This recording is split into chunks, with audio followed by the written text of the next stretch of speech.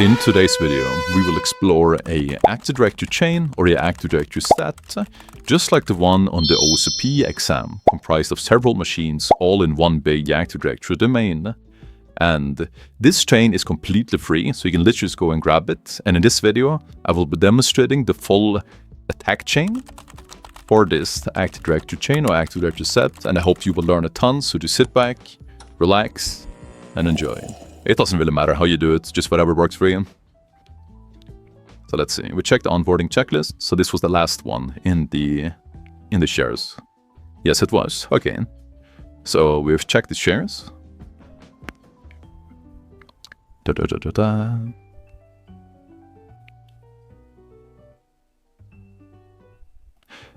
We've checked the shares, and the only thing we found to be interesting is definitely these credentials. That's super interesting. And then this could potentially be interesting, right? In terms of like, if there's some form of password guessing we have to do. But yeah, that's what I would once again put that as a later thing to check. But having credentials is super nice. So that's it.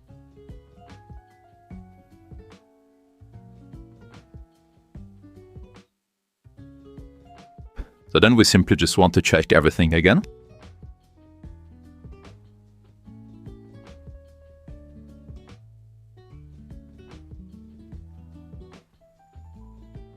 Service, web API.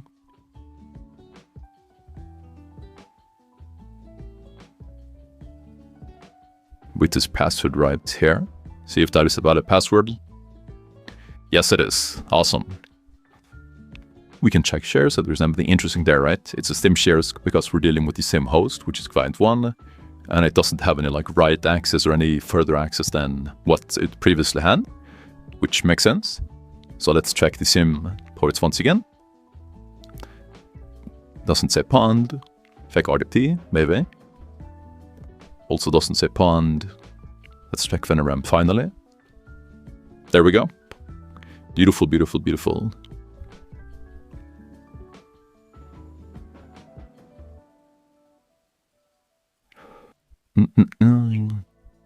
We have a shell over WinRM. Might as well copy paste the command if you wanted.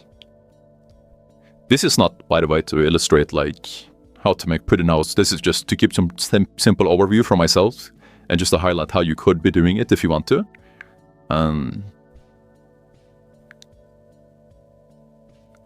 So yeah, but yeah, this is wonderful stuff. Now we actually have access to client 1, right? And this is an Active Directory chain, and so far we've only been able to reach a single machine.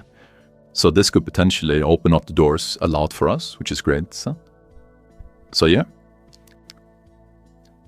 Let's do Evil-WinRM, like so with these credentials. As we can see, that works. So that is great stuff. Lovely stuff. So we can take a look at the IP config, right? And we can see that this machine has 2 network interfaces, right? This makes sense because it's an Active Directory chain and we've only been able to reach one machine from our network, so it makes sense that it would have a second adapter into a new network, right? This was the IP that we had, and this is the IP of the second network adapter, right? So into the 10.2.0/24 network. So yeah, this is good stuff. But this doesn't mean that we should just automatically pivot. We don't know, right? All we know is that this machine has access to a different network as well. But we don't know what the path forward is, right? So there's still many things to check. It still makes sense to, when in doubt, just go to the checklist, right?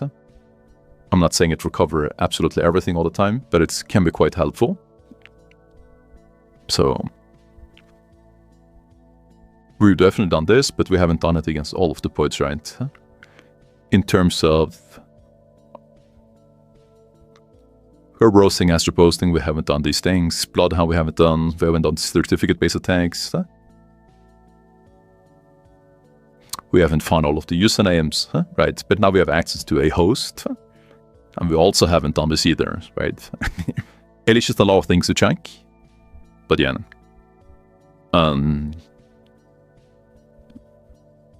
I'm going to check for Privesk first.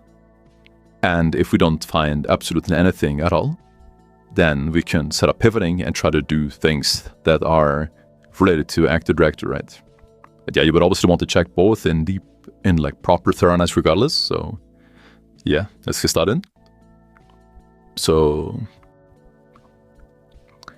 let's go to cd apt, tools, Privesk.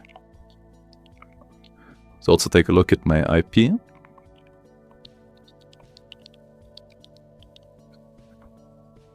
Then 0030. Alright, so I like to start up with power up, but sometimes you can have issues with WinRM where it won't be able to have permission to do some particular queries, but that's okay. It's a good place to start. And then Privesk check, and then WinPeace, and then manual checks. It's typically the way that I like to do it, and then also checking internal ports as well. So let's see. I like to go to see the Windows tasks.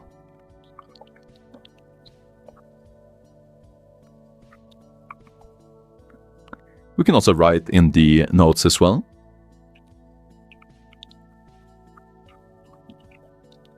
Got shell. Check internal port. Privesk paths with power up. Privesk check. WinPeace.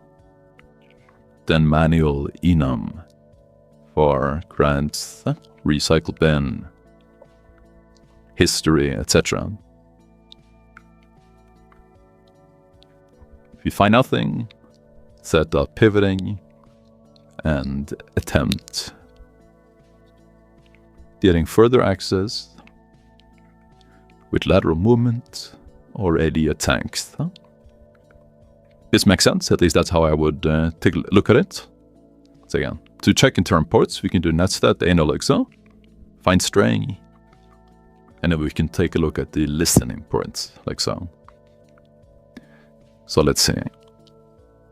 So we see no listening ports on the loopback address, or 127.0.0.1.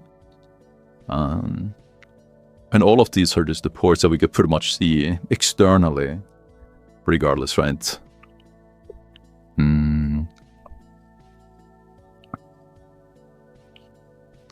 Okay, so I would say nothing interesting here at all.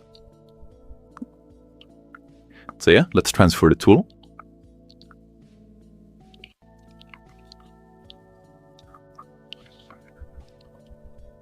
Let's set up the web server so we can transfer the tool. WGET, you can also do USB or use basic parsing. This is just what tends to work more consistently. We can see if it works without RF first. 10.0.0.30, power up.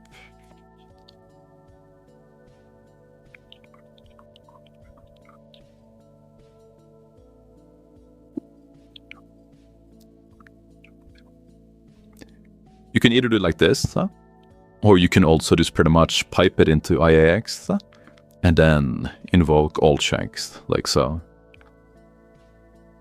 And let's see, yeah, there we go. The response cannot be parsed because the Internet Explorer engine is not available. So if you see this error, it's pretty simple. You just add USB or use basic parsing. But this is faster. And then it's pretty much going to work.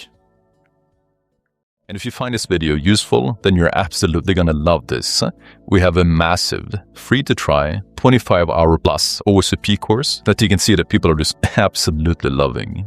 That inside gives you all of the resources that you need to crush the OSCP. We have a massive roadmap that literally covers everything. We cover initial access, privilege escalation, Windows and Linux. We cover Active Directory. We cover post-exploitation. We cover lateral movement. We cover pivoting, tunneling. We cover the exam. We cover the reporting. We cover all of the attacks that you need and all of the techniques that you need for OSCP. We also cover all the rooms that you need to do and all of the rooms is linked inside. We cover Active Directory chains as well. And we literally cover everything. And you will instantly get all of these resources once you join. So click the link down below, try it completely for free. I'll see you inside.